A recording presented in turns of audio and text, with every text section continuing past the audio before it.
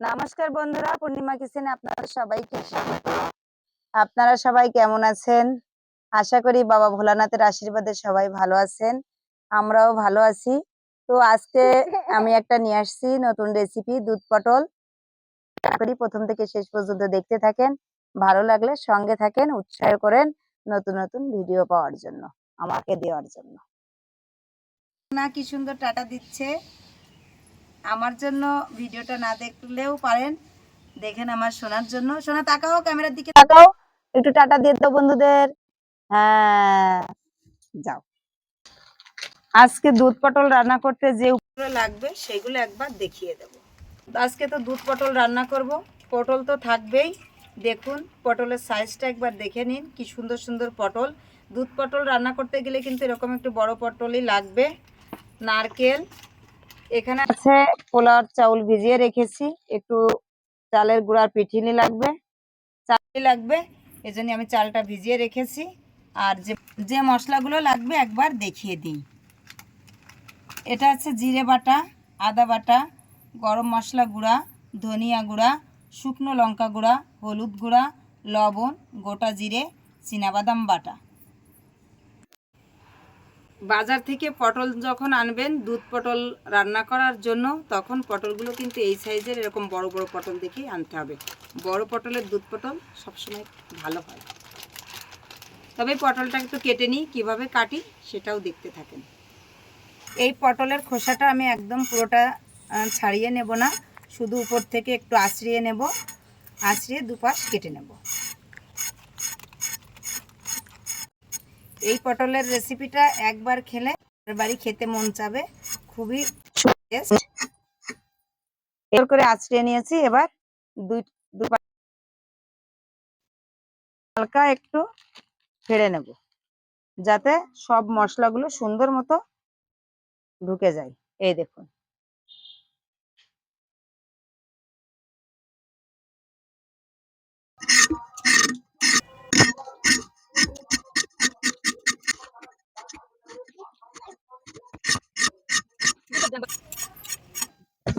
এভাবে একে একে সব পটলগুলো আমি কেটে নেব।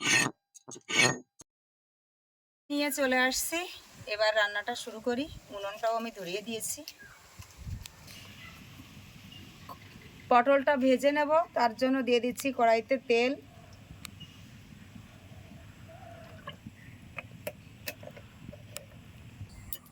পটলটা ভাজার জন্য তেলের উপরে দিয়ে দিচ্ছি আমি লবণ আর হলুদ।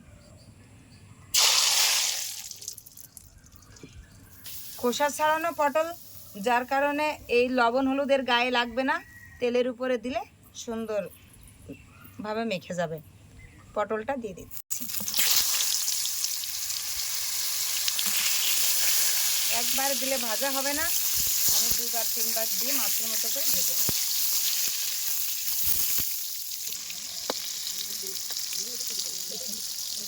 আমি ছুলে নিয়ে চলে আসছি, এবার ভেঙে নেব পটলের মধ্যে দেওয়ার জন্য। পটলটা লাল লাল করে ভেজে নিয়ে তুলে নিচ্ছি।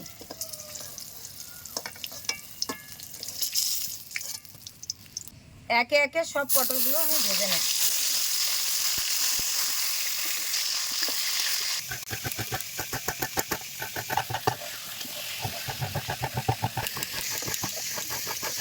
হলুদ দিয়ে পটলটা ভেজে নেওয়ার জন্য তেলের কালারটা দেখুন কেমন হয়ে গেছে, একটু কালো কালো হয়েছে কিন্তু একদম পুড়ে যায়নি।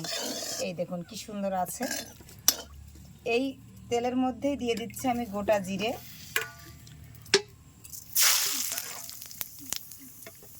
এর সঙ্গে দিয়ে দিচ্ছি বাদাম বাটা, জিরে বাটা, আদা বাটা, লঙ্কা গুঁড়ো, ধনিয়া গুঁড়ো।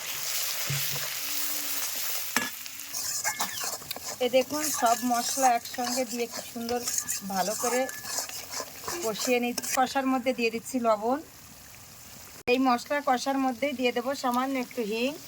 হিং কিন্তু বেশি পরিমাণে দেওয়া যাবে না, সামান্য পরিমাণে দিলে তরকারিতে সুন্দর একটা ফ্লেভার আসে, খেতেও দুর্দান্ত টেস্ট, আর গ্যাসের জন্য খুবই উপকার।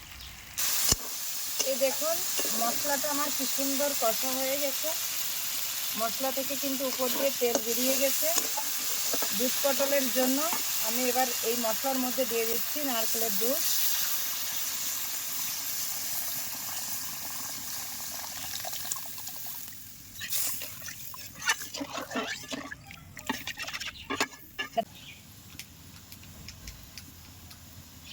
সব মশলা দিয়ে নারকেলের দুধ দিয়ে আমি সুন্দর করে ঝোলটা ফুটিয়ে নিয়েছি। এবার এই ভেজে রাখা পটলটা দিয়ে দেব।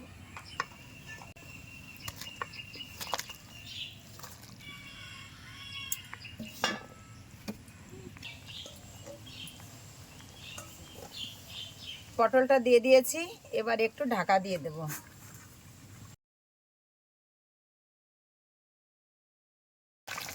এই দেখুন আমার দুধ পটল কি সুন্দর তেল ছেড়ে দিয়েছে। আর কিন্তু ঝোল বেশি টানাবো না।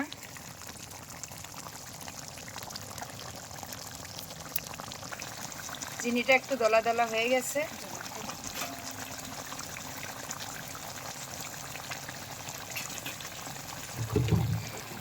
আমি দিয়ে দিচ্ছি পোলাওয়ার চালটা বেটে নিয়ে আসছি, সেটা পোলাওয়ার চালের পিঠালি।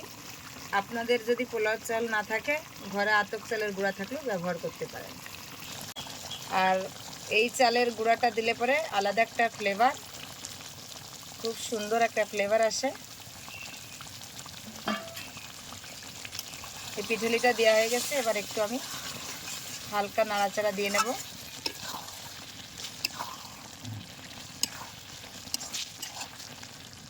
দেখুন কি সুন্দর মাখা মাখা হয়ে গেছে।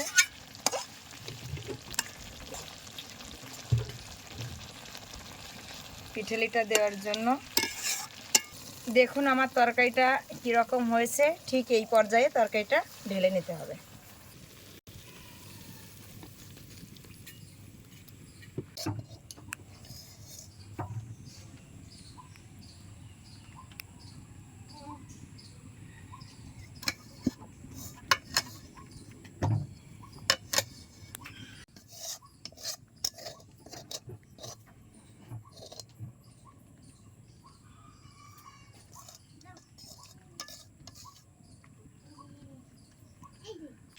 হয়ে গেছে আজকে আমার দুধ পটলের রেসিপি।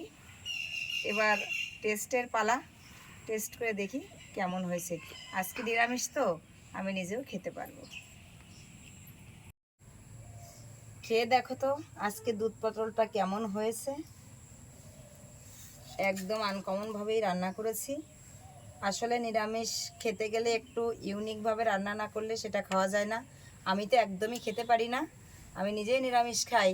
তো ওই পাঁচ মিশালি সবজি দিয়ে প্রত্যেক দিন এক রকমের ঘ্যাট, এটা কিন্তু আমার খেতে ভালো লাগে না।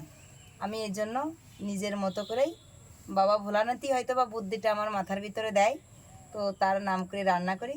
খেতে কিন্তু সেই টেস্ট, যাই রান্না করি খুব সুন্দর হয়। আমি এখন খেয়ে দেখছি কেমন রান্না করেছি দুধ পটল।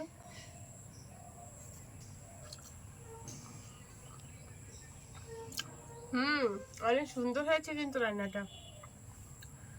নারকেলের দুধের অনেক সুন্দর একটা ফ্লেভার আসছে। নারকেল দুধ দিয়েছো? নারকেল দুধ, হিং আর বাদাম। বাদাম তো একটা অনেক উপকারী, ক্যালসিয়ামের জন্য খুবই।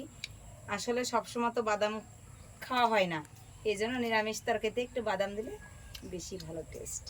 হিং দিয়ে রান্না করা যে কোনো তরকারি আমার কাছে অনেক ভালো লাগে। তো আমার কাছে কিন্তু গরম গরম ভাতের সঙ্গে দুধ পটলটা খুবই ভালো লাগছে, আর খুবই একটা ইউনিক রেসিপি। আর সঙ্গে যদি এরকম একটু শসা হয়, খাওয়াটা জমে গেল। আপনারা কিন্তু অবশ্যই বাড়িতেই ট্রাই করবেন, না হলে কিন্তু একদমই মিস করবেন। তো আজকে এই পর্যন্তই ভিডিওটা শেষ করছি। টাটা, দেখা হচ্ছে অন্য কোনো নতুন একটা ভিডিওতে।